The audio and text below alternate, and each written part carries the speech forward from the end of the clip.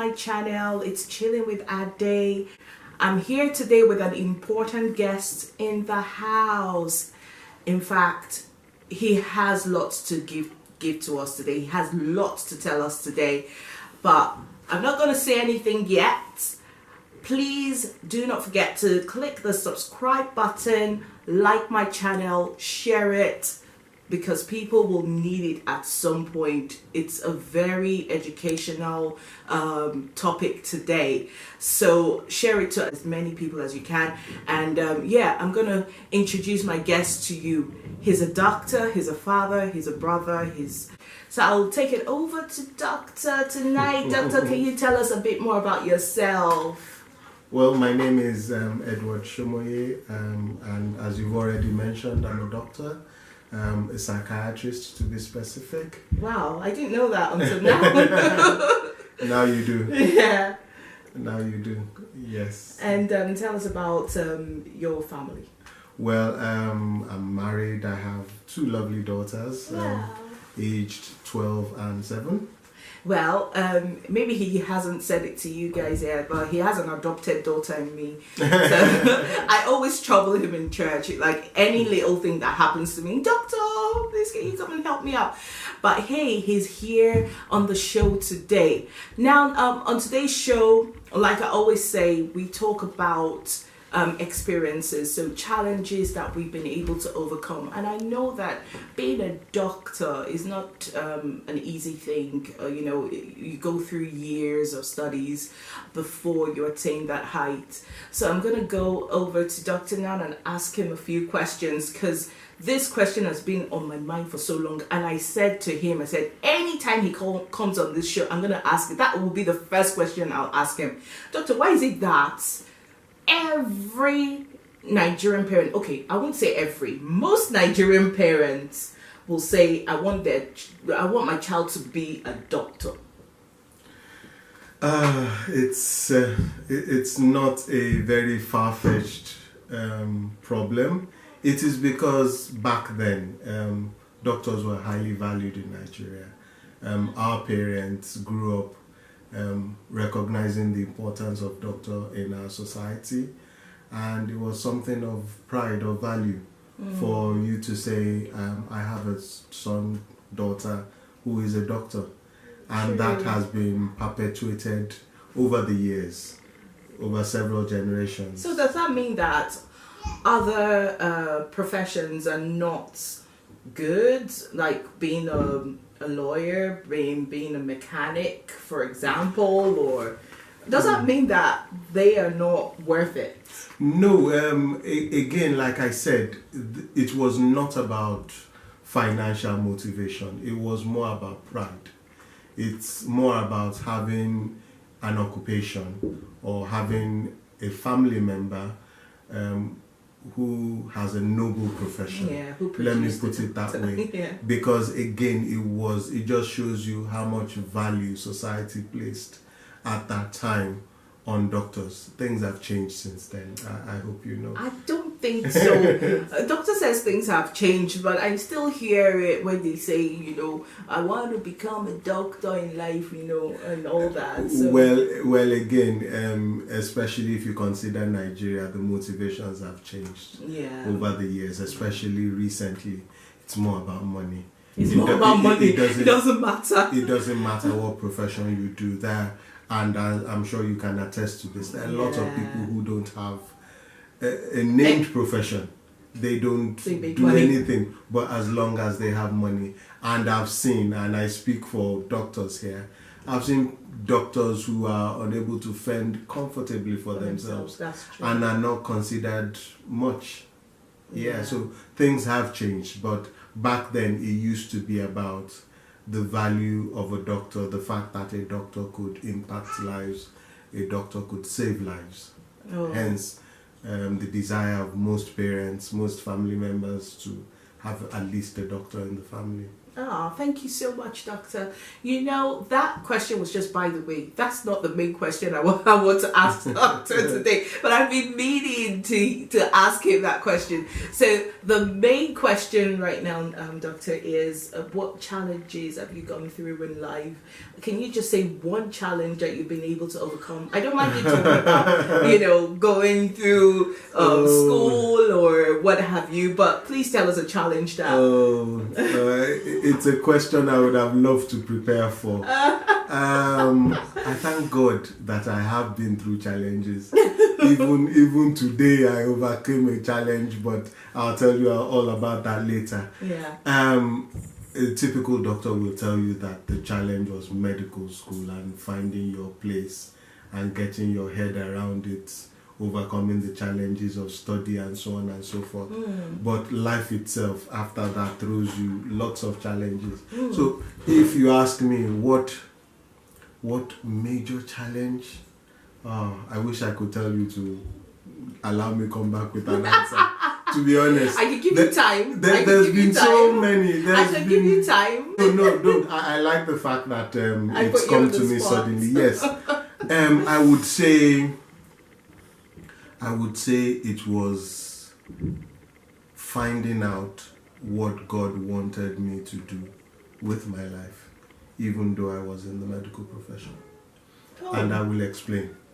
There was a time shortly after medical school where I struggled with, well, not really direction, where I wasn't sure how to put the pieces or how to start building, where to go.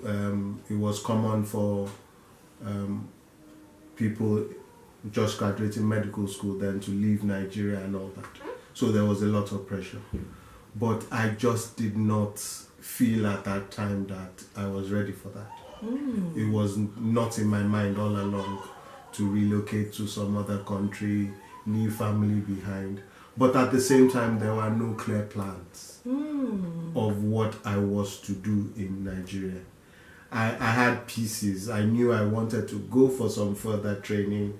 I wanted one or two things. I wanted a bit of stability, but it just wasn't there. Okay, to understand what you're talking about. So, are you talking about, going through medical school and thinking of what to do at the end of it? No.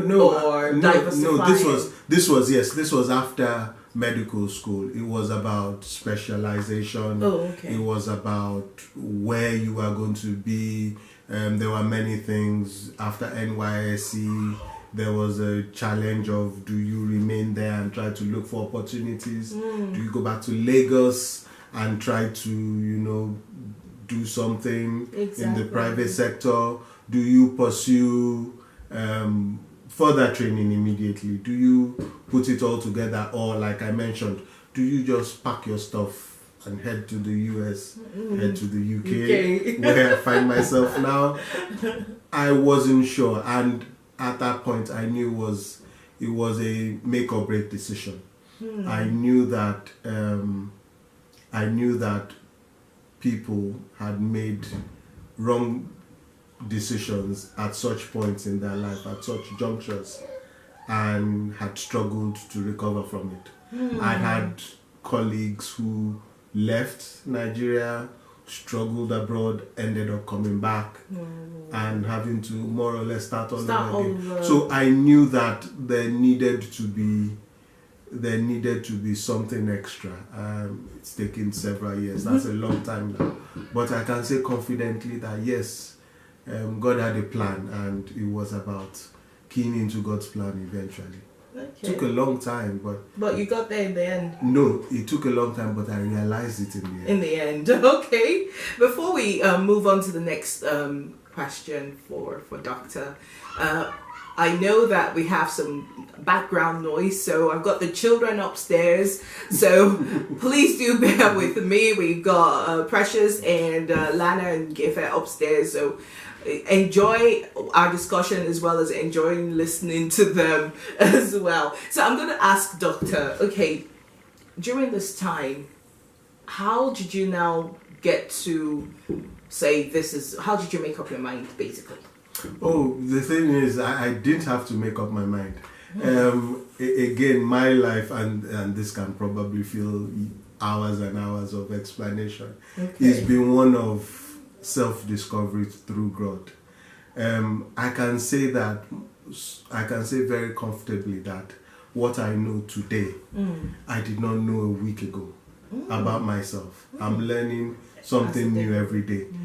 And now I'm at a point where I can say comfortably, no matter what the challenge I face, I know a time-tested way of facing that challenge. Okay. Because all along, it took me a while to understand that God had a plan for each and every stage of my life. So it only took me going through my most recent challenge to look back and see that, oh, all along, God had a plan. God had a plan. God was putting it all together bit by bit so that I could be here today at this very moment to do something that will impact somebody somewhere in some way positive. Thank you, Doctor. Yeah, I like the fact that he keeps on talking about God. God has a plan, yes. But we have viewers that will say, yeah, God has a plan, but let's be practical. Yeah, there's aspect of, yeah, God has a plan. There's an aspect of your plans afterwards. Did you have your own plan? And after your plan, after you knew, okay, you weren't sure of what next to do, but after then, you must have done something that led you to where you are now. So what's the story of the journey? That's the thing. I can understand that somebody listening to this will argue that, yeah, maybe I'm not sounding a little bit practical, but you need to go back to my early story to really understand. Even like I said, it took me this long, decades myself to understand it. So I don't expect somebody to understand it in 15-30 minutes. Yeah. If I tell you, for example, my really very humble beginnings, single mother, 3 sisters, no father figure, my entire life, plenty of opportunities to go wrong. Not deprived. I wouldn't call my upbringing deprived. My mother she worked very hard. To provide all I needed to send me through medical school. It wasn't easy. Chances are that, statistically, and a lot of sciencey people like to use that, statistically, the chances are that I would not have made it given the background I came from. Every time I reflect on, I'd always known it, but every time I reflect on it, there has to be something else at play. It was not by my own understanding. Somehow, this child in this environment where the norm was failure, the norm was, there was deprivation and all that, I was still good enough to get into the best medical school in Nigeria. Wow. You have to consider all those elements of the story for it to make sense. I had to have enough funding, even though it wasn't easy. My mom retired in my second year of medical school. Wow. And remember, no father figure at any point in my life. So when you start getting those snippets of the story, you start to say that there's something else. But somehow God was able to, I was able to have enough. How?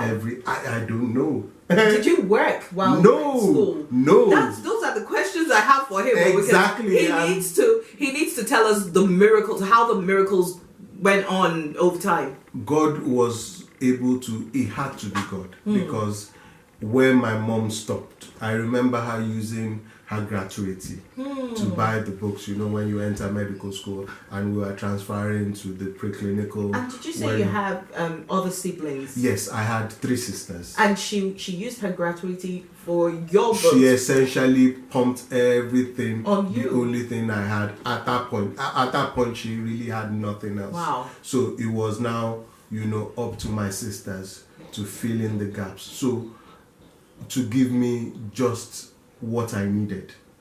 At no point in this story was there excess. I would have loved a lot more, but somehow I did not want, and that is the part I need to explain. That looking back, I cannot say that I was in need. I was in dire need at any point. I somehow still had enough. Sorry, were you the last child? Or? I was. I was the only boy as well. Okay, he had lots of women to spoil. I wouldn't call it spoiling because obviously they had their own challenges to face. But again, I could see that through them, God was providing what I needed. And that's why I said it's like a jigsaw puzzle. Something orchestrating my path to this point. It had to be, because like I said, I had my friends from secondary school. I went to those kind of funny primary schools. It was government demonstration. Later it was renamed Onitolo Primary School. You don't want to know.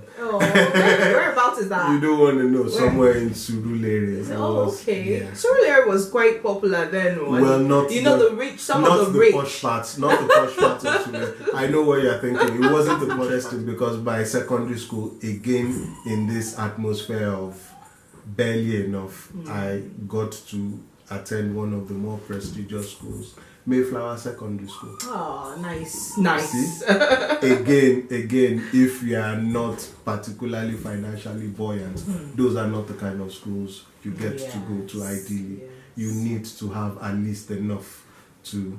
So we went through that, and again, like I said, to get picked for one of the most prestigious medical school, University College Ibadan. It had to be Ibadan. Ibadan was where you'd look at your class. It was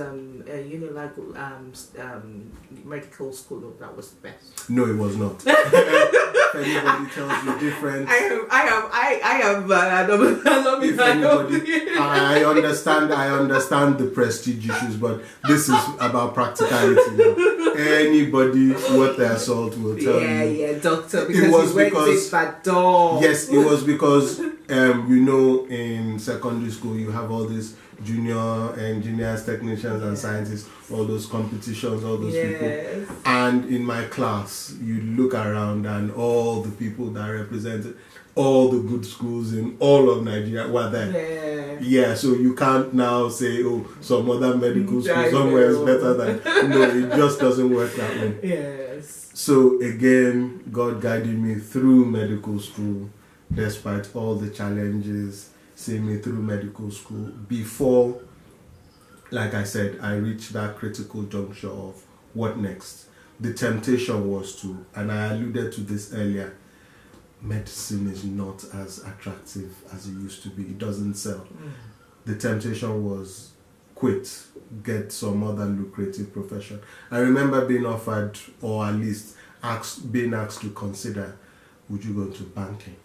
You won't be the first doctor to ditch the medical degree and take up banking. And I actually remember for a brief minute thinking about it.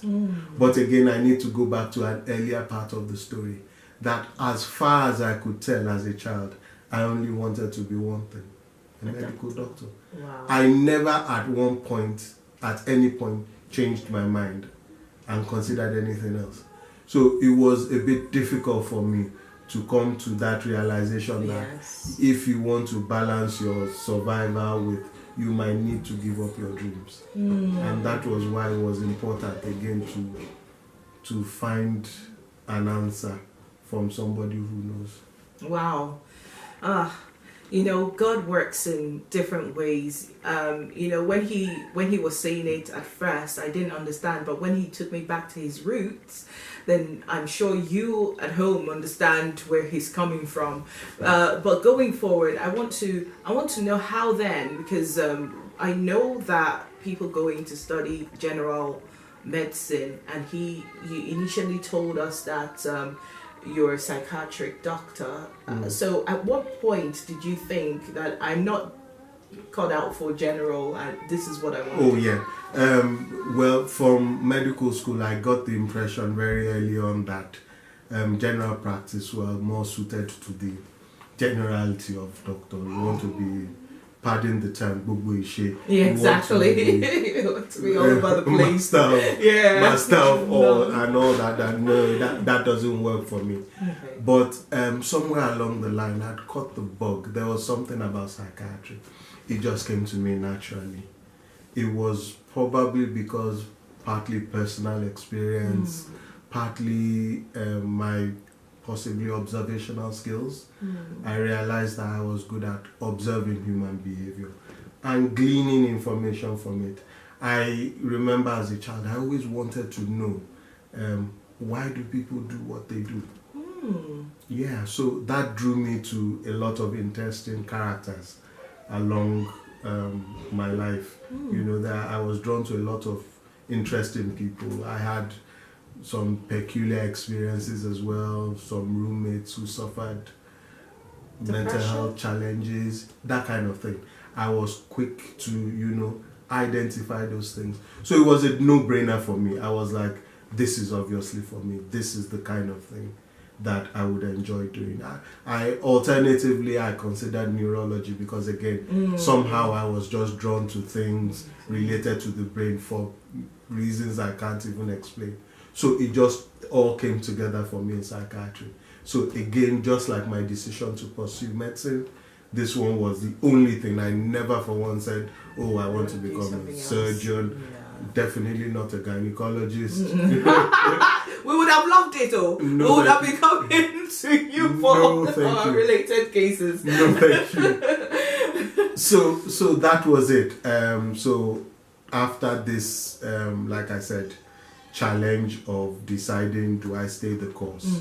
It was obvious when I had my answer. It had to be psychiatry. So I had to pursue further training. And that in itself was another challenge. Yeah. That was meant to be my next question. Like, so how challenging is it? It is. I have in that part of my story, I came across some of the more difficult odds. For some reason, postgraduate training is just difficult in Nigeria. I don't want to go into it. But for example, the first exam, the second exam, one of the exams we took along the way, the pass rate was 5 out of 64. What? So that's hovering at less than 10%. 10%, yeah.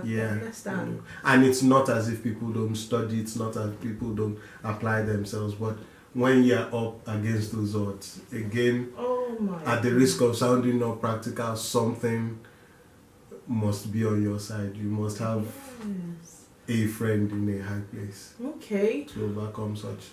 Wow, thank God that we have opportunities abroad. I'm not saying that Nigeria is not a good place to study, but Doctor, this reminds me of my sister's story.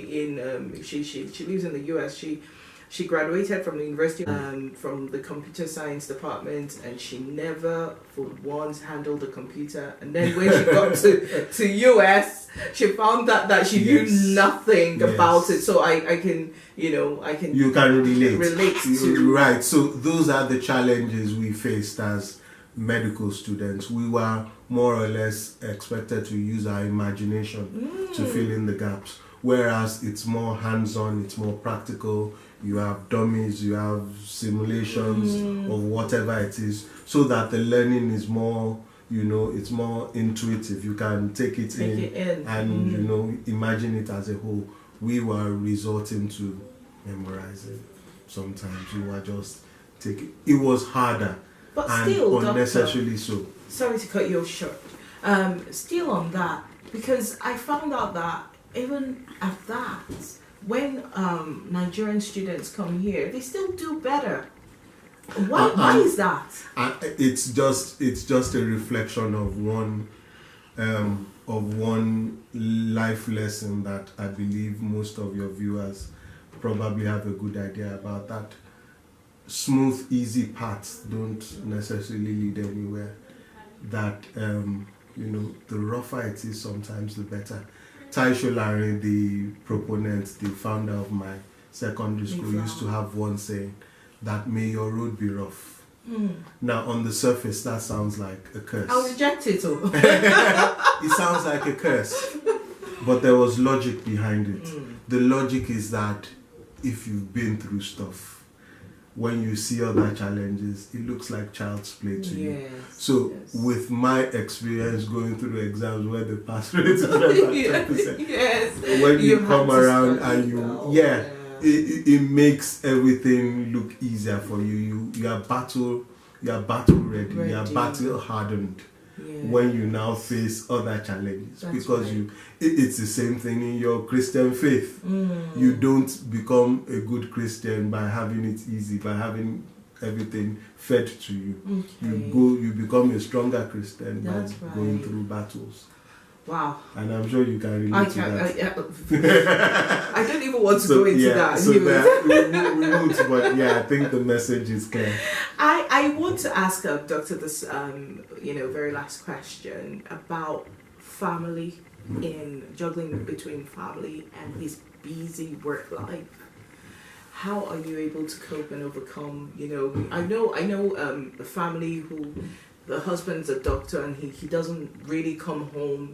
He has one thing to do. He's a surgeon anyway, so he's extra busy. And the wife said, if I had known, I wouldn't have married a medical doctor or a surgeon or something. So how are you balancing the work-family life?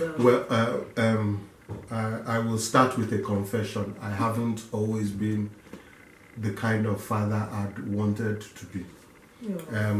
And I'll be honest, yes, especially in the early days when my wife was working in a bank, I was almost always at work. I'd go pick them up from school, drop them at home with carers, and head back to work. It was ridiculous.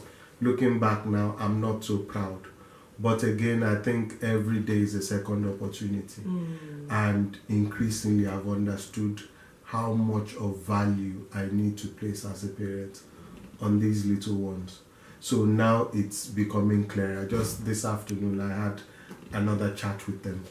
And I'm going to be as hands-on, or I'm increasingly becoming hands-on with them. So it's the kind of thing, you'd expect would produce the kind of child you want, which is they come home from school, you have to ask them. It sounds sometimes, some people would say impractical, sometimes unnecessary, sometimes even overbearing. Yes. What did you do today? What was your experience? So that you are both a parent, a friend, a confidant, and a helper, so that whatever challenges they face, you are there to help them. I know where this is going. A lot of people will say, well, you didn't get that kind of... I cannot remember with my mom working so long hours and all that. Nobody ever had a conversation with me about you need to study.